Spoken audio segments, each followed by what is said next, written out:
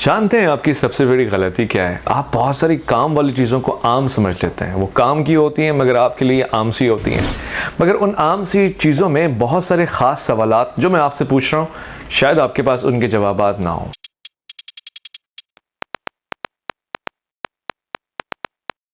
क्या आपको पता है कि आपका प्रोडक्ट बाय करने पर टोटल कितनी कमीशन कमिश्नर को दिला रहा होता है? यानी एक आदमी जिसका कमीशन अटैच होता है, उसमें प्रोडक्ट की वैल्यू कितनी होती है और कमीशन कितना होता है? आपसे टोटल 25 से 30% कमीशन चार्ज किया जाता है, जिसकी वजह से उस प्रोडक्ट की कीमत बढ़ जाती है जो आपको चुकानी होती है। क्या आपको पता है कि चीजें इतनी महंगी क्यों हो रही हैं?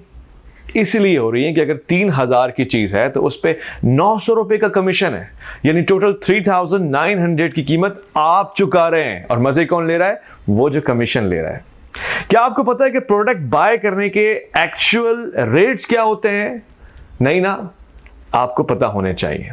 और एक तरीका है जिससे आपको पता हो सकता है, मगर उससे पहले क्या आपको पता है कि आप ऑनलाइन फ्रॉड का हिस्सा बन सकते हैं?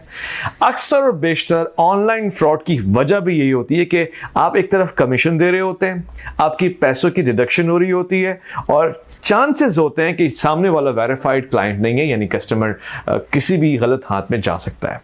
क्या आपको पता है कि रियल डिस्काउंट कहां मिलता है, जहां आप कंपेयर कर सकें कि मार्केट प्राइस क्या है, एक्चुअल प्राइस क्या है और उसमें कमीशन और आसपास के प्राइसिंग क्या है?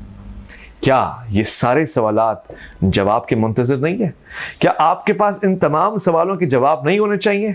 रियल डिस्काउंट में और फेक डिस्काउंट में फ़र्क महसूस करने की शनाख्त नहीं होनी चाहिए?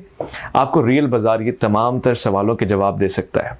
मैं तो आपको ये बताता हूं कि रियल बाज़ार का एक वादा बड़ा स्ट्रांग है। ये कहता है कि कमीशन की जंग क्यों? कमीशन एब्सोल्युटली नॉट, यानी किसी भी तौर से 1% कमीशन की भी इजाजत रियल बाजार में नहीं है और शायद इसीलिए इसको रियल बाजार कहते हैं। आप सोच रहे होंगे कि आप रियल बाजार से क्यों परचेजिंग करेंगे जहां इतनी सारी वेबसाइट्स, इतने सारे प्लेटफॉर्म्स हैं? इसलिए करेंगे कि आपका पैसा फजूल का नहीं है, मेहनत से कमाया हुआ हलाल का पैसा है। इसलिए करेंगे कि आप किसी को इजाफी पैसा क्यों देंगे? इसलिए करेंगे कि आप उससे फ्रॉड और इस तरह के तमाम स्कैम से बचना चाहते हैं। आप इसलिए भी रियल बाजार के पास जाएंगे कि आपको वो कंपैरिजन करके बताएगा कि सही कौन है और गलत कौन है, इजाफी कौन है और सही कीमत क्या है। इसलिए भी कि आप किसी भी तरह से डायरेक्ट क्लाइंट के साथ बात कर सकते हैं। रियल बाजार के इतने सारे ऑप्शंस हैं कि जिनमें से किसी एक का भी इंतखाब करके आप डायरेक्टली जो भी आपको फरोख्त कर रहा है उससे बात करेंगे, यानी इतने सारे लोग थर्ड पार्टी की सूरत में इन्वॉल्व नहीं होंगे।